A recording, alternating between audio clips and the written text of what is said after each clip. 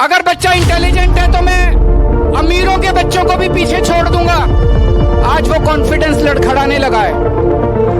पर दोस्तों, मैं आपसे पूछना चाहता हूं, आज जितनी शिक्षा व्यवस्था सड़ गई है, जितनी खराब हो गई है, उसमें हमें क्रांतिकारी कदम ही चाहिए। बिना क्रांति के शिक्षा व्यवस्था ठीक नहीं होने वाली।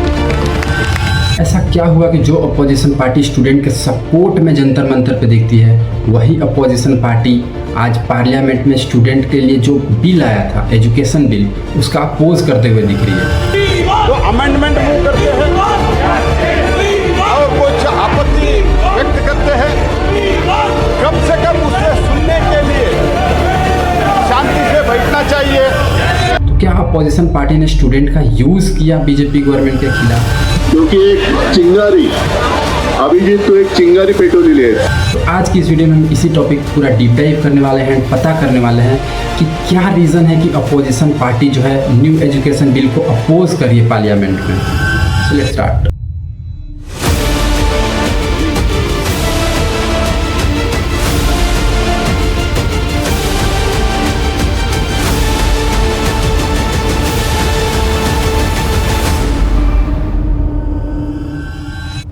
बिल से पहले पूरा अपोजिशन जो है स्टूडेंट के सपोर्ट में दिखता है।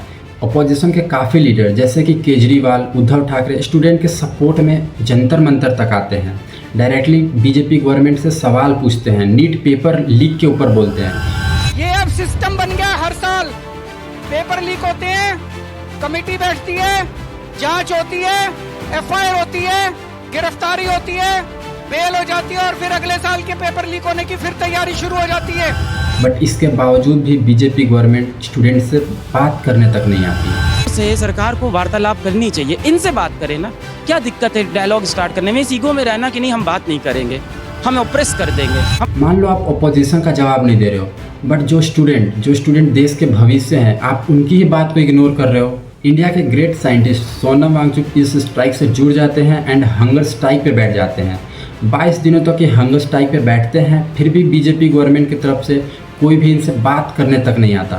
बात तो छोड़ो, इन्हें जंतर मंतर से ही उठा लिया जाता है। ये हालात है अभी अपने देश का। अंग्रेज़ों के टाइम पे जब आज़ादी अपनी नहीं हुई थी तो गांधी जी प्रोटेस्ट करते थे अंग्रेज़ों के खिलाफ। उस समय अंग्रेज गांधी जी से मिलने आते थे, उनकी बातों को सुनते थे। बट आज की डेट में बीजेपी गवर्नमेंट स्टूडेंट की ही बात नहीं सुनना चाहती। मतलब जो देश के भविष्य हैं उनकी ही बात नहीं सुनी जा रही। 22 दिनों तक हंगर स्ट्राइक पे बैठने के बाद स्टूडेंट ये डिसाइड करते हैं कि हम पार्लियामेंट की तरफ मार्च करेंगे एंड गवर्नमेंट से डायरेक्टली सवाल पूछेंगे। बट बीच में ही उन पे लाठी चार्ज कर दिया जाता है, पैलेट गन से फायर कर दिया जाता है, छोटे छोटे बच्चों को मारा जाता है, औरतों को मारा जाता है। इस इंसिडेंट के बाद अपोजिशन के सारे लीडर सपोर्ट में आते हैं एंड गवर्नमेंट से पार्लियामेंट में स्टूडेंट की तरफ से सवाल पूछते हैं। ऐसे हजारों युवाओं पर पैलेट गन चलाई गई है, लाठी चलाई गई है, मारा गया है, पीटा गया है। ये मुद्दा युवाओं और छात्र नौजवानों का है।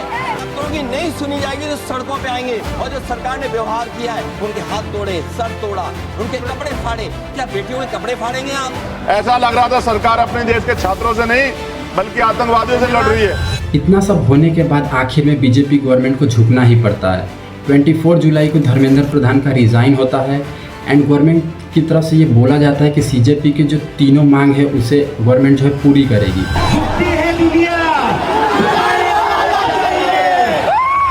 उसमें से पहला मांग ये था कि धर्मेंद्र प्रधान का रिजिग्नेशन होगा। दूसरा मांग ये था कि जो भी स्टूडेंट ने सुसाइड किया है नीट पेपर लीक की वजह से, उनके परिवार को 1 करोड़ रुपये दिया जाएगा। एंड तीसरा ये था कि इस प्रोटेस्ट में जिन लोगों के ऊपर एफआईआर हुआ है उन्हें सरकार वापस लेगी। एंड ये सारे शर्तों को सरकार मान लेती है। सारी शर्तों को मानने के बाद 28 जुलाई को गवर्नमेंट जो है एक एजुकेशन बिल लाती है। उस एजुकेशन बिल में कैसे एजुकेशन को सुधारना है इस पर फोकस नहीं किया जाता है, पनिशमेंट पे फोकस किया जाता है। बिल में ये साफ लिखा था कि अगर कोई एजेंसी जो है पेपर लीक में पकड़ी जाती है तो उसे 7 से 10 सालों का जेल हो सकता है एंड 10 करोड़ तक उन्हें फाइन देना पड़ सकता है। जब ये बिल पार्लियामेंट में आया तो अपोजिशन इसका अपोज करने लगे, क्योंकि अपोजिशन का ये कहना था कि इस बिल में कैसे एजुकेशन को इम्प्रूव करना है इस पर बात ही नहीं करा गया है। इस पर लीक के बाद क्या करना है उस पर बात करा गया है। इसकी वजह से अपोजिशन इसका अपोज करने लगी। तो फाइनली सरकार जब राजी हुई है कि हाँ बिल बनाएंगे, उस बिल में गड़बड़ी नहीं होनी चाहिए। विपक्ष की राय लेकर सब लोग ठंडे दिमाग से उसमें ऐसा बिल बनाए कि भविष्य में किसी निर्दोष को भी सजा न मिले। अपोजिशन का साफ कहना था कि बिना एजुकेशन में इम्प्रूवमेंट करे पेपर लीक को रोका ही नहीं जा सकता। आप पनिशमेंट से लोगों को नहीं रोक सकते। पहले अगर बड़े स्केल पे पेपर लीक होता था तो अब वो स्मॉल स्केल पे होगा। पहले अगर पेपर 10,000 का मिलता था तो अब वो 1 लाख का मिलेगा। पेपर लीक अभी भी होगा बट वो स्केल में बस फ़र्क होगा, और जिसकी वजह से जो है पेपर वो सोशल मीडिया पे कभी आएगा ही नहीं एंड लोगों को लगेगा कि पेपर फेयर हुआ है। बट तुम्हें समझना पड़ेगा कि आज की डेट में एजुकेशन पूरा करप्शन से भरा हुआ है। पहले अगर पेपर्स बड़े स्केल पे लीक होता था तो अब वो बस स्मॉल स्केल पे लीक होगा। आज से 2 साल पहले जब 2024 में नीट का पेपर लीक हुआ था तब भी गवर्नमेंट की तरफ से ऐसा ही कुछ एक्शन लिया गया था एंड कुछ लोगों को अरेस्ट किया गया था। बट इंटरेस्टिंग बात तो ये है कि 2026 में उन्हें छोड़ भी दिया जाता है। तो सिंपल सा क्वेश्चन है कि जब तक आप एजुकेशन सिस्टम में कैसे इम्प्रूवमेंट करना है आप इस पर नहीं सोचोगे तब तक शायद से ही इस पेपर लीक को हम रोक सकते हैं। लेकिन बीजेपी गवर्नमेंट को एजुकेशन सिस्टम से कुछ लेना देना ही नहीं है। एजुकेशन सिस्टम सुधारने की जगह मोदी जी जो है रोज इंस्टाग्राम पे लाइव फ्रेंड्स, इसलिए नहीं कि पेपर लीक हुआ उस पर बात करने, नहीं, उनको और उनकी माता जी को गाली क्यों दिया। हाय फ्रेंड्स, आज तो मन करता है बस आपसे ही बातें करूं। मुझे तो गालियां दी गई, मेरी स्वर्गीय माता को भी गालियां दी। इस पे बात करने मोदी जी रोज इंस्टाग्राम पे लाइव आ रहे हैं एंड बच्चों से बात कर रहे हैं। मतलब वाह मोदी जी वाह। मोदी जी कुछ भी करेंगे ना हम लोगों को पसंद है। मोदी जी आपको ये समझना होगा कि आज की जनरेशन जो है अंधभक्त वाली जनरेशन नहीं है, ये जनरेशन जी है। ये जनरेशन को पता है कि उनके लिए राइट क्या है एंड रॉन्ग क्या है। मैं भी अगर प्रोटेस्ट पे होता तो शायद से मेरे से भी ऐसे वर्ड निकल जाते, क्योंकि अगर कोई स्टूडेंट जो है पीसफुल प्रोटेस्ट 10 दिनों से कर रहा है, अगर आप उनकी बात ही नहीं सुन रहे हो तो आखिर में वो बोलने के अलावा क्या कर सकता है, आपके खिलाफ बोलेगा। मोदी जी से डायरेक्टली मेरा एक क्वेश्चन है कि उस प्रोटेस्ट में जो है एजुकेशन में क्या प्रॉब्लम है उस पर भी बात करी गई थी। आप प्रोटेस्ट के बच्चों पे एक्शन लेने की जगह अगर आप एजुकेशन सिस्टम में एक्शन लेंगे तो शायद से फ्यूचर इंडिया का कुछ और होगा।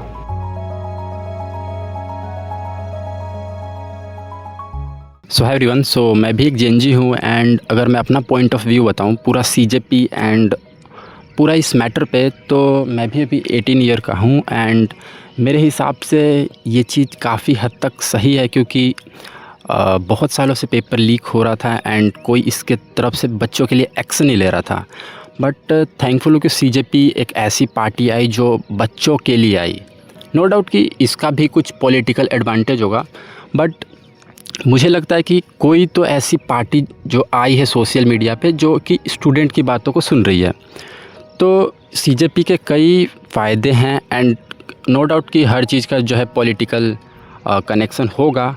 अभिजीत का भी कितनों लोगों ने बताया कि उसका जो है केजरीवाल के पार्टी से जो लिंक है। तो मुझे लगता है कि मैंने क्योंकि पेपर लीक को ग्राउंड से देखा है। जब मैं जेई का एग्ज़ाम दे रहा था, अभी मैं currently 3rd year of BTech electrical में हूँ एंड कुछ साल पहले मैंने भी एग्ज़ाम दिया था जेई मेंस का। एंड वहाँ पे ऐसा होता है कि पता चलता है कुछ दिन बाद कि पेपर लीक हो गया। पेपर लीक जेई मेंस आप बोलोगे वो तो डिजिटल होता है, बट डिजिटल भी होता है, बट ये पता चलता है कि नियर बाई जो सीएससी सेंटर है वहाँ से पेपर को मतलब जो अपना कंप्यूटर है उसको हैक करा जाता है। एंड आफ्टर ऑल बाद में बताया जाता है कि इन्होंने हैक किया था एंड इतने बच्चों के इतने पैसे लिए थे इन्होंने, मतलब पेपर निकलवाने के।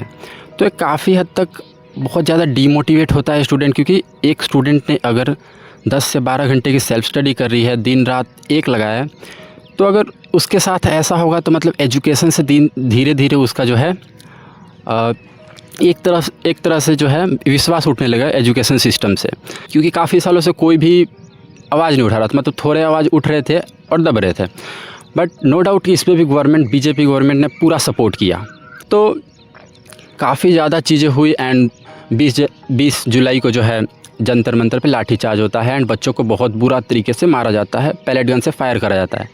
बट दिक्कत क्या है कि यहाँ तक भी गवर्नमेंट जो है झुकने के मूड में नहीं थी, मतलब कि उन्हें अभी भी लग रहा था कि बच्चों को कैसे भी करके हम दबा देंगे। बट जो देश के फ्यूचर है आप उनको ही दबाने की कोशिश कर रहे हो। मतलब कि स्टूडेंट जो है, स्टूडेंट देश के भविष्य है।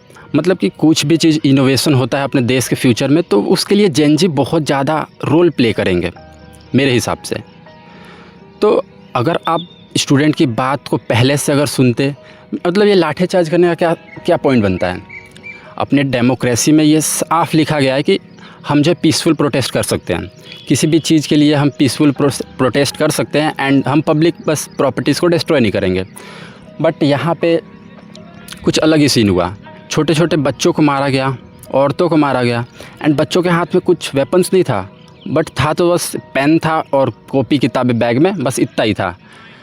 तो गवर्नमेंट की तरफ से बहुत बुरी चीज़ करी गई थी एंड लाठीचार्ज के बाद जो है काफ़ी अपोजिशन के लीडर जो है बच्चों की तरफ से पार्लियामेंट में आवाज़ भी उठाते हैं एंड ये चीज़ देख के अपोजिशन का काम ही होता है कि कोई भी पार्टी अगर अपोजिशन उसका साथ नहीं देगा तो वो प्रोटेस्ट जो है कमज़ोर पड़ जाएगा।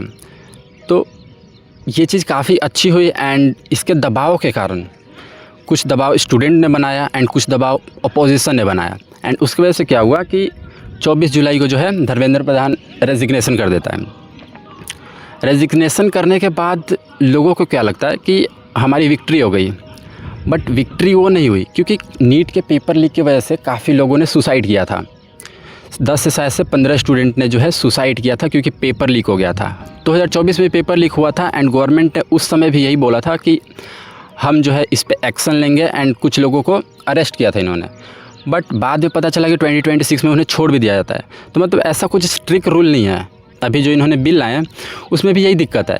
उसमें क्या है कि पनिशमेंट पे ज़्यादा फोकस करा गया है। हमें एजुकेशन सिस्टम में कैसे इम्प्रूवमेंट करना है उस पर फोकस करना है, क्योंकि अगर आप एजुकेशन सिस्टम में कैसे अपने को इम्प्रूवमेंट करना है, अगर इस पे अगर आप फोकस नहीं करते हो तो क्या होगा कि पेपर लीक स्मॉल लेवल पे होते रहेंगे, स्मॉल लेवल पे होते रहेंगे। कोई जो है कुछ पैसे ले लेता है एंड बच्चों को पेपर दे देता है। तो अगर आपको ये करप्शन को रोकना है तो आपको एजुकेशन सिस्टम में ठीक करना पड़ेगा। ये नहीं कि अगर कोई एजेंसी पकड़ी जाती है तो हम उससे 10 करोड़ का फ़ाइन लेंगे। ये चीज़ इनडायरेक्टली जो है ऐसे हो गई कि जो चीज़ मतलब मान लो ये जो पेपर लीक हुआ ये पब्लिक में क्यों आया, क्योंकि सोशल मीडिया पे पेपर लीक हुआ एंड चीज़ें वायरल हुई। अगर वो चीज़ सोशल मीडिया पे नहीं आती तो ये सबको लगता कि पेपर पूरा फेयर हुआ है।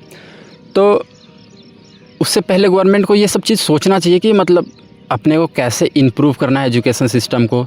तो अगर आप इस पे सोचोगे तो हो सकता है कि अपना देश का जो है एजुकेशन सिस्टम धीरे धीरे ऊंचा हो, क्योंकि आज की डेट में मुझे भी लगता है कि एजुकेशन काफ़ी अपने देश में बहुत ज़्यादा ख़राब है। क्योंकि अगर कोई स्टूडेंट है वो पढ़ाई करता है एंड पता चलता है कि कोई गवर्नमेंट एग्ज़ाम की तैयारी कर रहा है एंड 2 से 3 साल वो अपना डेडिकेटली अपना पूरा लाइफ का देता है एंड पता चलता है कि 2 साल बाद जो है 2 से 3 साल बाद पेपर ही लीक हो जाता है। काफ़ी का तो रजिस्ट्रेशन फॉर्म तक नहीं निकलता है, कुछ एग्ज़ामिनेशन से पहले ही कैंसिल हो जाते हैं, कुछ सेंटर पे जाने के बाद पता चलता है कि उसका पेपर लीक हो गया। तो ये धीरे धीरे क्या होते जा रहा है, अगर दिन पे दिन ये चीज़ देखो तो बहुत ज़्यादा बेकार होती जा रही है अपने देश में कि हर एक स्टूडेंट का जो है एजुकेशन से मन उठता जा रहा है एंड इसकी वजह से ही ये हो रहा है कि बच्चे जो है मोर प्रेफरेंस दे रहे हैं सोशल मीडिया को एज़ कम्पेयर टू एजुकेशन, क्योंकि सबको यही लगता है कि एजुकेशन से कुछ नहीं होगा। बट इस मेंटलिटी को हमें बदलना पड़ेगा, नहीं तो एक दिन ऐसा होगा कि हर बच्चे जो है कंटेंट क्रिएशन में आ जाएंगे एंड कोई पढ़ना ही नहीं चाहेगा। तो इस चीज़ को भी अपने को देखना है। नहीं, अपना देश जो है डिजिटली काफ़ी हद तक आगे बढ़ा है, बट हमें इस पॉइंट को भी देखना पड़ेगा। तो पेपर लीक को अपने को अगर ग्राउंड लेवल पे उसको अगर कम करना है तो हमें क्या करना चाहिए कि जैसे कि कोई भी एजेंसी है वो पेपर कंडक्ट कराती है, जैसे TCS है तो TCS जो पेपर कंडक्ट कराती है JEE मेंस एंड नीट वगैरह, नीट का तो नहीं बट JEE मेंस डिजिटली काफ़ी का मतलब पेपर कंडक्ट कराती है। तो क्या होता है कि बिल में ऐसा होना चाहिए कि अगर कोई एजेंसी है एंड उनका प्लेटफॉर्म हैक होता है तो उनका कॉन्ट्रैक्ट ख़त्म हो जाएगा गवर्नमेंट की तरफ से। इससे क्या होगा कि हर एक एजेंसी जो है अपना दिन पे दिन जो है अपना सिस्टम को अच्छा करेगा। बट यहाँ पे पता चलता है कि गवर्नमेंट में ऐसे लोग हैं कि अगर कोई एजेंसी है और वो पेपर कंडक्ट करवाती है एंड पेपर लीक हो जाता है तो उसे उस लेवल से हटा के कोई और एग्ज़ाम के कंडक्ट के लिए उसको कॉन्ट्रैक्ट दे दिया जाता है। तो इनडायरेक्टली आप इसको प्रमोट कर रहे हो, वहीं पे अगर आप उसके लिए स्ट्रिक्ट एक्शन लेते, उसकी तरफ से एक्शन लेते, बोलते कि आपका जो है 10 साल का टेन्योर जो है वो कैंसिल हो गया है, आप कोई भी पेपर को कंडक्ट नहीं करा सकते। तो वो एजेंसी को भी पता चलता कि नहीं, इस गवर्नमेंट में जो है एजुकेशन के लिए काफ़ी सीरियसनेस है। एंड गवर्नमेंट से मेरा एक रिक्वेस्ट है कि आप एजुकेशन बिल में ऐसे चीज़ लाओ कि रियली वो स्टूडेंट को हेल्प करे। आप ऐसे मत करो कि अभी पेपर लीक हुआ है तो इसको टेम्पररी हम ख़त्म कर देते हैं एंड इस मामले को दबा देते हैं। दबाने का ही काम आपने किया, आपने बस पनिशमेंट पे फोकस किया, मतलब पेपर लीक हो गया तो हम पनिशमेंट कर देंगे, तो उससे एजुकेशन सिस्टम में इम्प्रूवमेंट नहीं हुआ ना। उससे बस आपने क्या किया कि जो करप्शन करने वाले लोग थे उन पे एक्शन लिया, उन पे आपने स्ट्रिक्शन बढ़ाया। मतलब कि ये मीडियोकर लोग हैं, मतलब कि बीच के लोग, मतलब कि एजेंसी और स्टूडेंट के बीच में जो होते हैं, तो इन पे आप स्ट्रिक्टली एक्शन लोगे। अगर मतलब मान लो कि अगर ये स्मॉल लेवल पे होता है तो पता ही नहीं चलेगा। ये तो जो है बिग लेवल पे हुआ था, इसलिए सोशल मीडिया पे पेपर आया था एंड इसकी वजह से जो है सबको पता चला कि नहीं पेपर लीक हुआ है। बट अगर आप पनिशमेंट पे फोकस करोगे, मतलब आप वही चीज़ करना चाहते हो ना कि हम जो है ऐसा स्ट्रिक्टनेस ला देंगे कि कुछ ही पेपर, मतलब मिनिमम लेवल पे पेपर लीक हो एंड वो पब्लिकली ना आए। बट इससे आपने एजुकेशन सिस्टम में इम्प्रूवमेंट नहीं करा। तो बिल में पहला ये होना चाहिए कि कोई भी अगर कंपनी जो है कंडक्ट करा रही है पेपर को, तो मेक श्योर किया जाएगा कि हैक ना हो। अगर हैक होती है तो उनका टेन्योर को कैंसिल कर दिया जाएगा, जिसकी वजह से जो है वो अच्छा सॉफ्टवेयर प्रोवाइड करेंगे कोई भी एग्ज़ामिनेशन को कंडक्ट कराने के लिए। पता चलता है कि इनका सर्वर ही ख़राब है, एग्ज़ामिनेशन में अच्छे से मैनेजमेंट ना होने के कारण कई बच्चों का माउस नहीं चलता, कई के बीच में डिस्प्ले ही बंद हो जाता है। तो ये सब चीज़ को अपने को ध्यान रखना पड़ेगा एंड मेक श्योर करा जाएगा कि बच्चों को जो है कोई भी दिक्कत ना आए, क्योंकि अगर एग्ज़ामिनेशन कोई भी होता है तो वहाँ पे बच्चे बहुत ज़्यादा स्ट्रेस एक तो होते हैं। दूसरी चीज़ ये होता है कि अगर आप बीच में ही उनका सिस्टम लैग कर जाता है तो वो पैनिक क्रिएट करते हैं एंड उनका जो स्टेट ऑफ माइंड होता है उसमें भी काफ़ी ज़्यादा अफेक्ट करता है एंड पता चलता है कि काफ़ी बच्चों का पेपर उसकी वजह से ख़राब हो जाता है। तो हमें जो है इस पे एक्शन लेना चाहिए कि पहले जो है बिल में हमने अपने को एक ऐसा पॉइंट लाना चाहिए जिसमें हम जो कंपनी पेपर को कंडक्ट कराती है उसके लिए एक्शन लेंगे। दूसरी चीज़, नीट का पेपर ग्राउंड लेवल पे होता है, तो ये कैसे लीक हुआ? तो ये तो आपके सिस्टम में करप्शन है ना, ये तो आपके सिस्टम में करप्शन है। मतलब बेस लेवल पे काफ़ी ऐसे मेजॉरिटी ऑफ कॉलेज में ऐसा होता है कि कुछ पैसे दे के जो है हम पेपर निकलवा लेते हैं। अनएम्प्लॉयमेंट क्यों दिन पे दिन बढ़ती जा रही है? कारण यही है कि हर कोई जो है आज की डेट में डिग्री पे फोकस कर रहा है। वो कैसे भी सोच रहा है कि इस कॉलेज एग्जामिनेशन को हम क्लियर कर लेते हैं, इसके बाद हमें डिग्री मिल जाएगा। बट अगर आप एजुकेशन सिस्टम में इम्प्रूवमेंट लाओगे तो बच्चे जो है सीखने पे फोकस करेंगे। वो सोचेंगे कि नहीं, अगर मैं इस डिग्री को कंप्लीट करता हूँ तो मेरी जॉब लग सकती है। तो दूसरा पॉइंट अपने बिल में ये होना चाहिए कि हमें जो है पेपर क्लियर करने पे नहीं, सीखने पे फोकस करना चाहिए। तीसरी चीज़ कि नो डाउट ये पनिशमेंट वाला चीज़ अच्छा है, क्योंकि अगर मान लो कि अगर एक्सट्रीम लेवल पे, ऐसे तो है नहीं कि हम अनबीटेबल हैं, कभी मान लो कि करोड़ में एक दो मतलब ऐसे एजेंसीज पकड़ी जाती है जो काफ़ी अच्छे हैकर को रखती है एंड वो पेपर को हैक कर लेते हैं, तो उनके लिए नो डाउट ये जो आपने बिल लाया है, ये वाला बिल एडिशनल होना चाहिए वो दोनों में, यही बिल नहीं होना चाहिए। मेरा कहना बस ये है। तो बस इतना ही है एंड आई होप कि आपको ये वीडियो अच्छा लगा होगा। अगर कोई भी आपको, मैं तो ऐसा हूँ नहीं कि मैं एग्जैक्टली सही ही बोलूँगा, मुझे जो इस टॉपिक पे मेरा जो पर्सपेक्टिव था बस मैंने वो रखा है। तो आज के लिए इतना ही, मिलते हैं अपनी नेक्स्ट वीडियो में एंड आप ज़रूर कमेंट में बताना कि आपका पर्सपेक्टिव क्या है इस टॉपिक के ऊपर। So thank you.